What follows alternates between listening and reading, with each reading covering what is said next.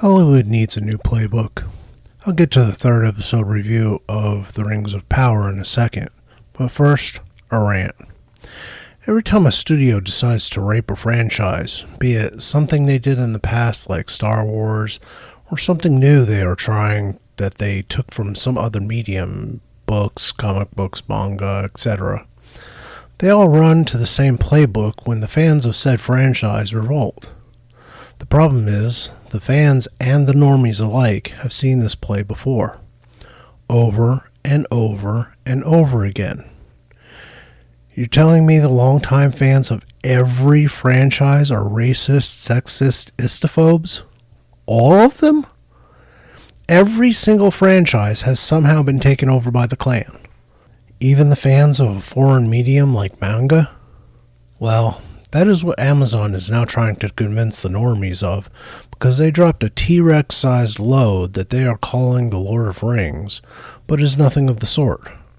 J.R.R. Tolkien and his son Christopher have now achieved a spin velocity in their graves that, if we could hook them up to a big enough turbine, could solve all present and future energy needs of the entire planet until the sun swallows the Earth. Hyperbole? Not really, especially when you consider that Christopher Tolkien, guardian of his father's legacy up until his own death a few years ago, didn't really like the Peter Jackson Lord of the Rings trilogy of movies. If he didn't like what Jackson did, what do you think his response to Amazon's monstrosity would be? Jeff, baby, this was the best you could do with $1 billion? If that is the case, you should probably leave the space travel to Elon. You screw up this badly with space-related projects and people die. With this, you are only killing the souls of Tolkien fans. This past week has been nothing but non-stop istophobe accusations hurled at the fans and critics of The Rings of Power. No receipts, mind you, which would be simple enough to show if they were real.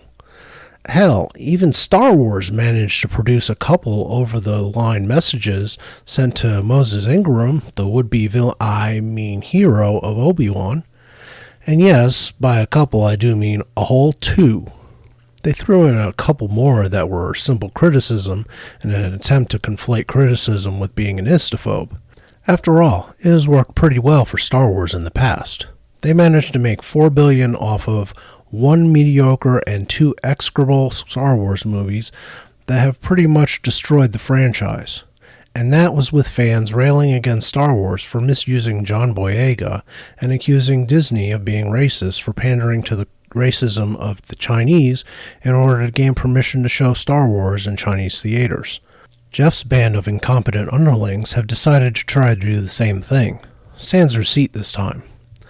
There is one problem with that, however. Star Wars had issues aplenty.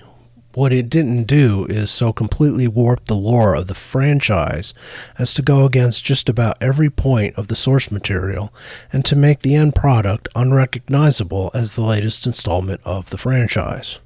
Rings of Power has managed that feat. In the face of such bastardization, there's no covering that up by simply calling everyone who hates it racists. But that was what Amazon tried out on the official Rings of Power Twitter page this week. They claimed it was from the cast of the Rings of Power, and they were taking a stand, I say, against rampant racism coming from fake Lord of the Rings fans. The real fans, I guess, being the ones willing to put up with their complete rewriting of the Tolkien lore into something the man himself would not recognize. From reading the 3-part tweet, you can tell the moron who wrote it for the cast actually has not listened to the actual critics of their trash, nor have they read Tolkien. I come back to the same thing I said in my episode 1 and 2 review. If Amazon wanted a multicultural Middle-earth story, it was there for the writing. But the writers, showrunners, and whoever is actually pulling the strings on this monstrosity were too talentless to actually write it, nor did they want to be constrained by the lore Tolkien laid down. And so we are left with what we have from them.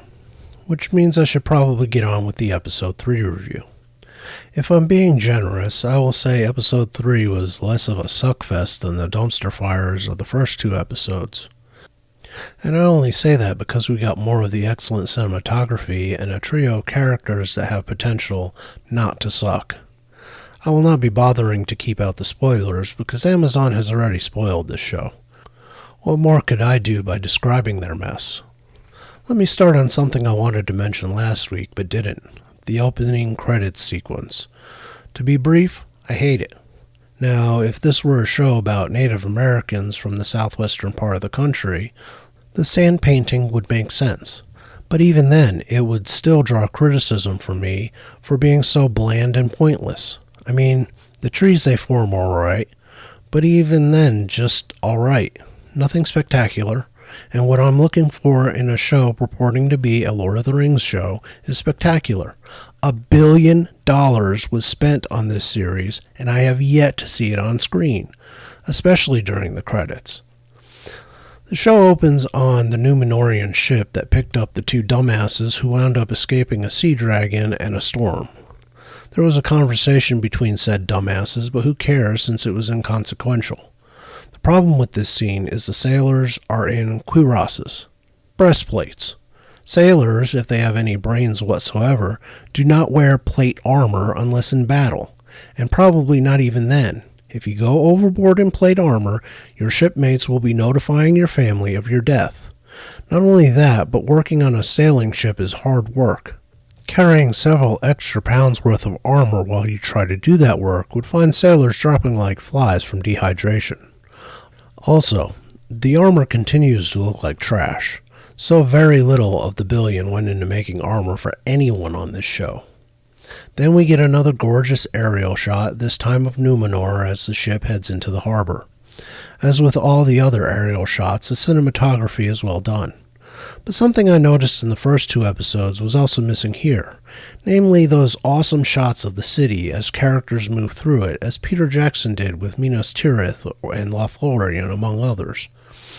I made the mistake of watching the extended cut of The Fellowship of the Ring before watching Rings of Power this week, and the difference in many aspects was stark, but none more so than what Jackson did with those awesome aerial shots and the beautiful cinematography. It once again made me realize how much of an amateur hour this show is compared to real artists like Jackson. My first note concerning Morfydd Clark's portrayal of Galadriel was wondering if she actually even has any other expressions other than bitch face and resting bitch face, because that is pretty much all we have seen thus far. Well, ask and I shall be answered, because she found another face this episode. It wasn't in the beginning, where that question came up since she was giving bitch face to Queen Regent Tarmiriel, as she once again was demanding things, although politely this time, of a ruler. She was asking for a ship to continue her journey to Middle-earth. She was so charming and silver-tongued that not Aragorn, Halbrand, had to step in and convince Tarmiriel to think about it for a few days. I'm pretty sure Tarmiriel was about to throw her in the dungeon. Halbrand along with her just for arriving with Galadriel. That third expression Morfydd Clark finds comes later in the episode, and I think it was supposed to be a smile or maybe a look of enjoyment, but it looked more like she was trying to push out an almighty crap after being constipated for a week. I will also say that the rest of the costumes continue to look like they simply raided a drapery and maybe a tent maker in order to clothe their actors. Compared to the Jackson trilogy or just about any other big-budget project, the costume department all need to be fired. Even compared to the Ring of Power's competition, House of the Dragon on HBO, Amazon's being cheated, no matter how much they gave the costume department. I mentioned Tarmiriel, and I guess this is a good place to mention that, like Galadriel, they have taken liberties with her story. A lot of them. I am guessing they wanted a queen and not a king, because man bad or something. The problem is there were only two queens in the entire existence of Númenor. Neither of them were Tarmiriel. Oh, she was supposed to be queen, but her cousin usurped the throne, forced her to marry him, and would eventually bring Sauron to Númenor, allowing him to corrupt the Númenóreans. He and the rest of Númenor were wiped out by the Valar. Given that they have thrown that story away to make Tarmiriel Queen Regent, although who she is regent for is not clear yet, I am guessing that they will mash all the good things about her cousin Farazan into Tarmuriel and lay the blame for all the bad stuff off on someone else. I have liked Cynthia Dye Robinson in other things, and she really wasn't on screen long enough to form an opinion of her Tarmuriel, so we will see. Shortly thereafter, we have Galadriel going down to the harbor to case it for a ship to steal. Elendil, the captain of the ship that rescued Galadriel and not Aragorn, was ordered by the Queen to keep an eye on Galadriel. They have a conversation in which I began to wonder if the writers truly understand how old Galadriel is. I think they think that she is young by Elvish standards, say a little over 1,000 years old. However, she was born before the sun was created, after Melkor and Ungoliant destroyed the trees of light. This means she was born at a time when the years were much longer than solar years, so she is likely at least a few thousand years old.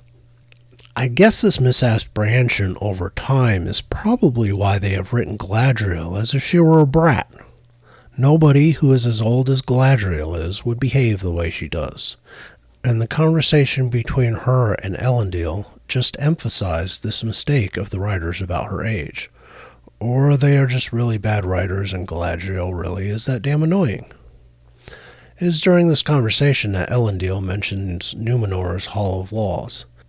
It is basically a giant library built by an elf she once knew. They get there by horse, and for reasons I will never understand, they decide to do a slow-motion scene of Galadriel riding her horse on the beach. This is when she trots out her third facial expression and probably sprains something in her face based on how it looked. And we never see it again. The bitch face and resting bitch face finished off the episode. She finds a clue by 4 in the library and realizes the symbol she has been assessing over is not so much a symbol as it is a representation of Mordor's mountains. This is stupid, but much of the show is, so we will move on. Elendil is then shown having dinner with his children, his youngest son Anarion, who is training to become a sailor, and his daughter he did not have in Tolkien's work, Arion. At first I wondered if they were mistaking Tar Elendil for Elendil, father of Isildur, but that does not appear to be the case, since Tar Elendil's daughter was named Silmarion. Anyway, these 3 actors all kind of work for me so far, especially Elendil. Unfortunately, they use this scene at dinner to show him to be less than an open father to what his children are saying, doing, or wanting. They also mention Isildur, Aragorn's unlamented ancestor, but he is not in the scene. They wrap up on Numenor for this episode with another Galadriel, not Aragorn scene after he has gotten in a fight with some guys in a tavern. He is in jail, and Galadriel visits him. She discovered the object he wears around his neck hints that he might be a king of the Southlands, i.e. lands Melkor convinced to back him in the war that would lead to his defeat. She hopes he will help her raise an army to go find Sauron, and the scene ends. What the scene showed was how nerfed the writers have made Galadriel in order to make this show. At no time in the books was Galadriel fooled by Sauron's disguise as an Anatar. She felt his deception and malice, and turned him away as he was trying to sway elven craftsmen to help him create the Rings of Power. So the way they have crafted this story is pure idiocy in the context of the character that she was in Tolkien's writings. Galadriel of the books would have knifed him on the raft or fed him to the sea dragon. The very end scene was back with Arondir, the elf that got himself captured by orcs, at the end of the last episode. He and his fellow captives are being forced to help dig the tunnel/trench for the orcs all episode, but the scenes were boring and not worth mentioning.